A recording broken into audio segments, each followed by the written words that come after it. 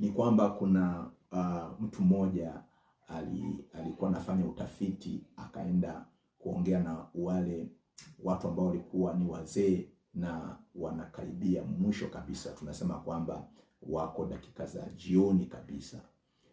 Wakawauliza kwamba je, ukipewa nafasi ya kurudi kwenye ujana unafikiri utafanya nini?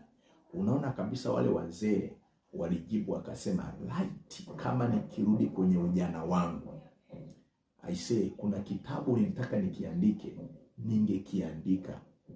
Mwingine akasema, laiti ningerudi katika ujana wangu, nisingepoteza muda hata kidogo. Alikuwa anazungumza nini? Alikuwa anazungumza wakati. Kumbe huyu ambaye alikuwa anawaza kwamba akirudi ujana anaweza kaandika kitabu, ina maana kwamba katika ujana wake au katika kukua kwake alikuwa anawaza aje aandike kitabu, lakini kwa bahati mbaya asema nitaandika kesho, na mwisho wa siku akajikuta ni mzee na hawezi kuandika tena. Kwa hiyo unaweza ukaona kwamba kuna vitu ambavyo unatakiwa uvifanye kwa umri wako, unatakiwa uvifanye kwa wakati ambao Mungu amekupa. Kuna wakati utakuja hautaweza kufanya. Kuna mtu mwingine anasema kwamba nitaenda kushuhudia kesho, nitaingia kwenye huduma miaka 5 inayokuja.